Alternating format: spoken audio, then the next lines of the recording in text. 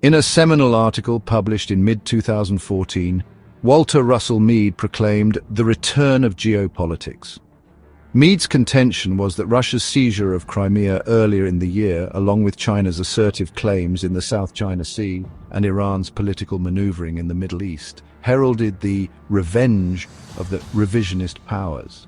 Moreover, he argued, the United States and European states had, since the end of the Cold War, distracted themselves from old-fashioned power plays by an idealistic agenda that emphasized trade liberalization, universal human rights, nuclear non-proliferation and climate change. A front-row seat at the end of history by David Martin Jones and MLR Smith. The return of grand strategy in the Indo Pacific.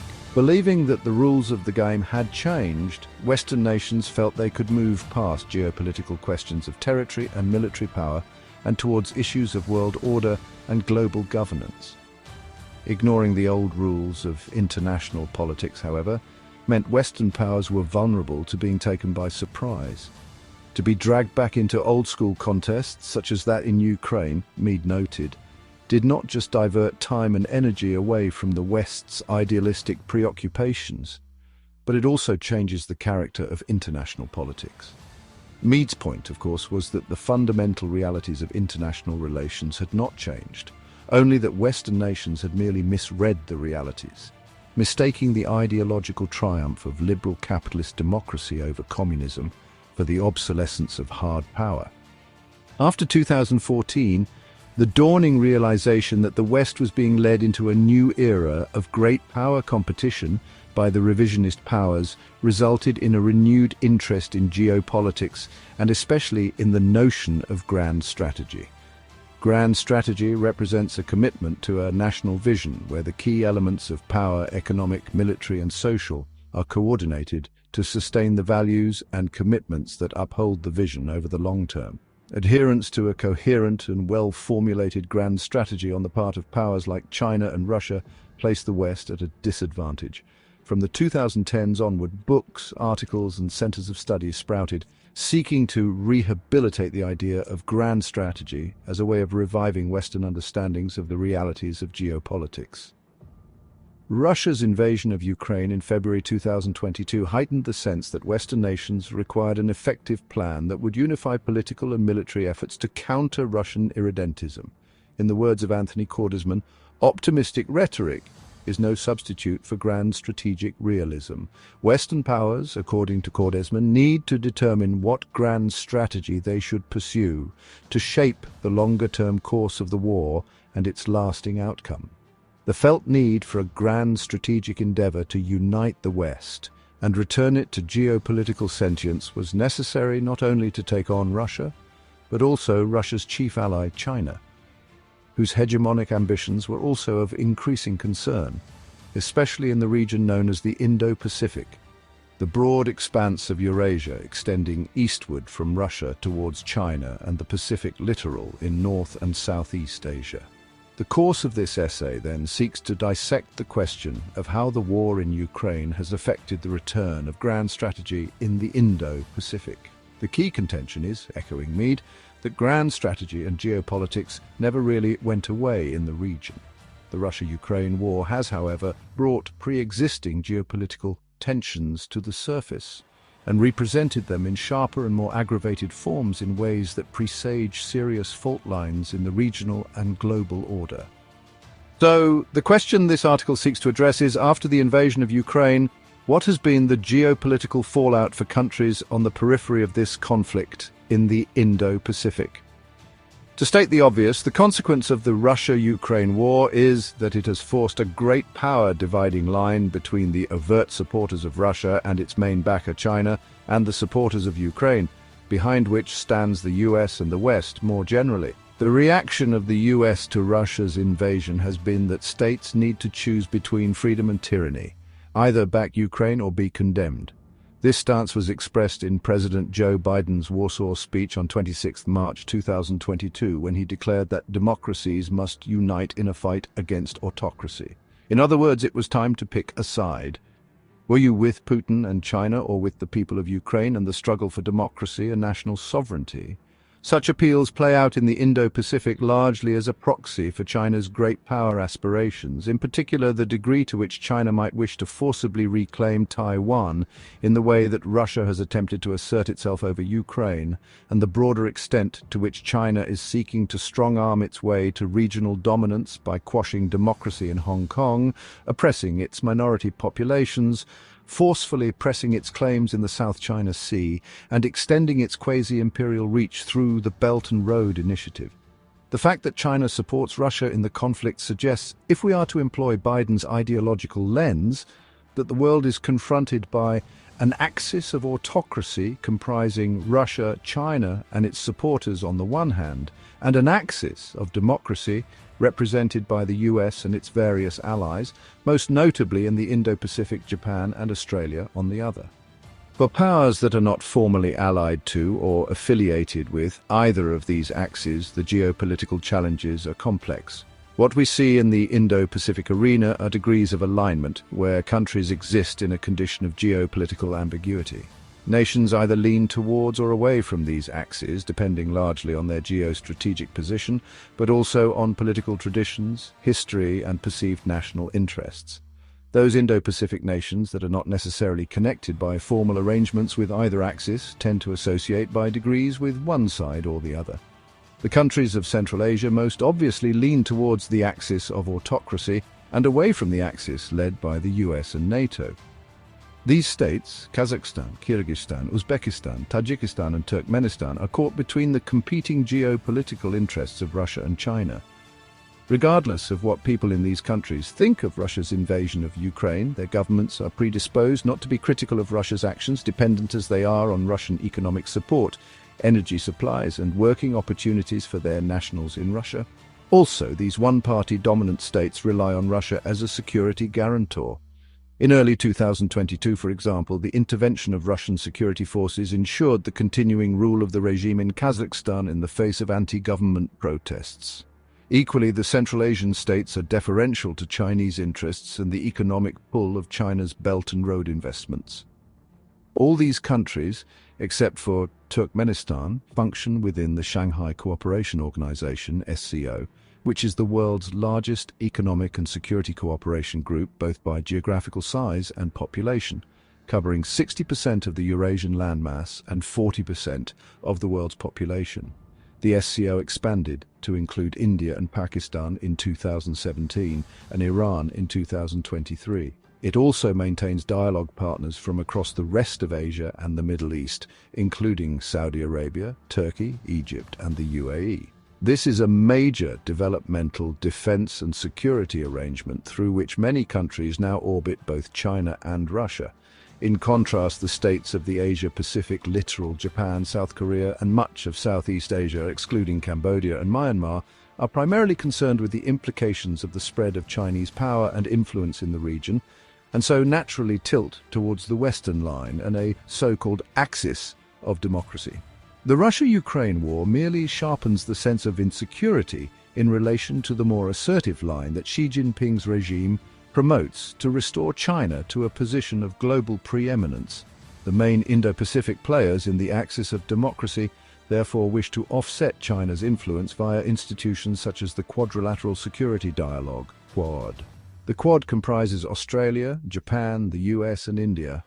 This diplomatic network seeks to reaffirm, according to its joint statement of March 2022, its commitment to an Indo-Pacific in which the sovereignty and territorial integrity of all states is respected and countries are free from military, economic and political coercion, all of which can be taken as loosely aimed in the direction of China. Such sentiments broadly accord with the security outlook of most member states of the Association of Southeast Asian Nations, ASEAN, which by degrees of hedging and strategic ambiguity bend toward the West. India is a member of the Quad and has historically had a fractious relationship with the People's Republic of China, including several ongoing border disputes that have resulted in armed clashes over the decades. Nevertheless, when it comes to the impact of the Russia-Ukraine war on its foreign policy, India provides some interesting pointers in terms of which way the diplomatic wind might be blowing. India represents a third diplomatic dimension, As a major regional power, India's foreign policy is, moreover, heir to a historical tradition of non-alignment between the superpowers. During the Cold War, India leant towards the USSR, especially in military procurements, seeking to counterbalance both US and Chinese power. Consequently, India does not feel any compulsion to align itself over the Russia-Ukraine war, instead preserving the latitude to lean towards or away from these axes as befits its national interests. This trend has been sharpened in the post-Cold War era, in which India increasingly regards itself as a major player in the international system. As a force to be reckoned with, India wishes to chart its own path in world affairs. Over the war in Ukraine, India's non-aligned approach has led to tensions with the US and Europe. As India sees it, the West demands that it should take sides against Russia. The pushback from India is most forcefully expressed by the country's Minister for External Affairs, Dr. Subramanyam Jaishankar, who makes the point that India should not be made to feel that Europe's problems are its problems. This is especially so when India's perception is that the West helped create the conditions that led to the Ukraine crisis through its policy of NATO expansion. India and other states, both within and beyond the Indo Pacific, argue they should not be asked to choose sides and resent it when they are prevailed upon to do so. Thus, what we are witnessing in the Indo Pacific in the light of the Russia-Ukraine conflict is a set of complex dynamics, both obvious and less obvious. Firstly, and most perceptibly, the Russia-Ukraine war has forced a dividing line among states in the region, causing some states to align with one or other of these geopolitical axes. Beyond those states that are formally allied with or obviously bound closely to one or other of the axes, in the West's case, Australia, Japan and South Korea, or the Central Asian powers with respect to Russia and China, the responses of other states have been more ambiguous. Much of this ambiguity reflects diplomatic traditions of hedging and non-alignment that one sees across the Indo-Pacific, especially in Southeast Asia. However, some of the ambiguity also speaks to a loss of status, prestige, and economic clout that the collective West has suffered because of the imprudence and hubris embedded within the Western grand strategic project. This has resulted in a grudging and sometimes not so grudging respect for both Russia and China, for standing up for their national interests and civilizational codes against what is perceived to be a liberal imperialist crusade that has seen the West meddle in the internal affairs of countries or intervene directly with military force. The well-known recent examples are, of course, Afghanistan, Iraq, Libya and Syria, but now includes Ukraine, which for decades has been the object of interest for Western policymakers, principally as a tool to intrude upon Russian geopolitical sensibilities. Several factors are in play here that are acting to weaken the gravitational pull of the West. Notably, the blow to Western prestige wrought by the chaotic withdrawal from Afghanistan in the summer of 2021, following 2 decades of futile nation-building. Other factors include the deindustrialization and economic waning of the West over 30 years caused by neoliberal economics and the outsourcing of manufacturing capacity to cheaper labor markets elsewhere, and the follies of net zero and the undermining of energy self-sufficiency. Along with the failure of Western financial sanctions against Russia, these factors combine to make the West look weak in contrast to the rising and economically and culturally resilient powers of China and Russia. These factors cause nations to look around and entertain options other than to defer to Western US interests, as they might have felt compelled to do in the past. It is, moreover, the sense of Western double standards that multiplies this alienating effect. The Russian invasion of Ukraine strikes many in the West as an obvious case of aggression. It gets Western governments up in arms about violations of sovereignty and democracy, yet claim other countries. Where were the calls for UN condemnation, sanctions, military intervention and war crimes trials when it was Western countries that were doing the invading, knocking over regimes, destabilizing regions and inflicting humanitarian suffering on host populations? It is this enduring perception of Western inconsistency embedded in notions of the liberal international order that cause nations to doubt the sincerity of Western commitments to freedom and democracy. Along with the sense that liberal imperialism embodies the promotion of individualistic and self-indulgent lifestyles, the character of contending grand strategic visions begins to intimate a clash of civilizations. As a result, this putative clash of cultural worldviews causes states to lean towards the axis of autocracy because they do not necessarily see the other side as an axis of democracy, but as an axis of hypocrisy. In this respect, Western grand strategy and its liberal crusading posture is deeply flawed in conception and execution. Western policy has, consequently, pursued a particularly inept diplomatic path, especially under the current US administration, because it produces outcomes that are seemingly contradictory to prudential calculations of Western geopolitical interests. For example, one reason why China's leaders support Russia and will not allow it to be defeated in Ukraine is the fear that if Russia is routed and the regime in Moscow is overthrown, that they will be the next target. This is not delusional thinking on the part of Beijing.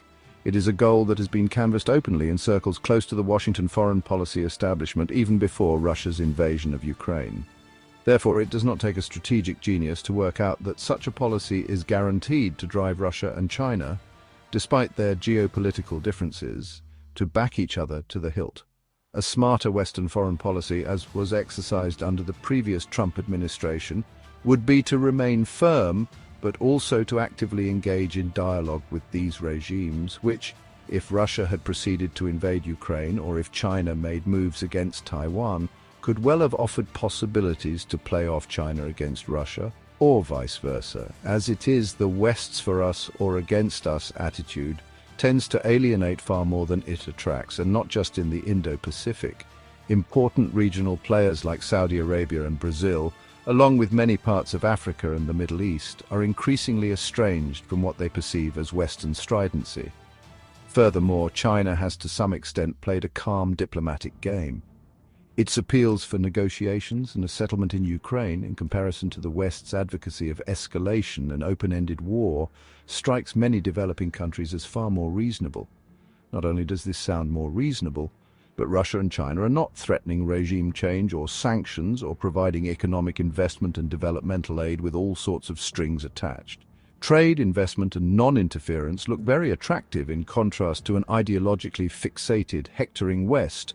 A West, moreover, that appears increasingly internally divided between its neoliberal globalist elites and its own citizenry.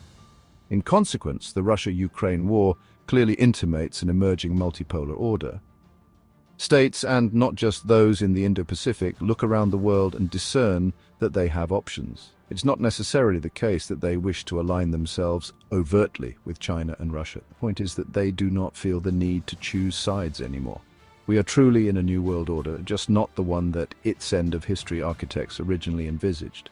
The overarching intent behind Western grand strategy to bend the world towards a so-called liberal international order reached its high point between 1991 and 2001.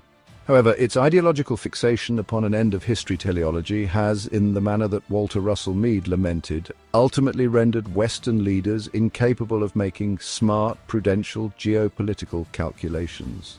Their obsessions have ended up dissipating the West's economic and military resources and undermined Western prestige and soft power. An evolving international system where a liberal, some might say woke West, or at least the West's woke elites, are ranged against more traditional societies of the East and the developing worlds has profound implications for the global order, one of which is the uncomfortable realization that in the aftermath of the Russia-Ukraine war, it may well be that the world is isolating the West rather than isolating Russia. Thank you for watching. This video is a chapter in the book, A Front Row Seat at the End of History, by authors David Martin Jones and M.L.R. Smith, and published by the Bruges Group. To view more videos in this series and more content from the Bruges Group, please subscribe to our channel. See you next time.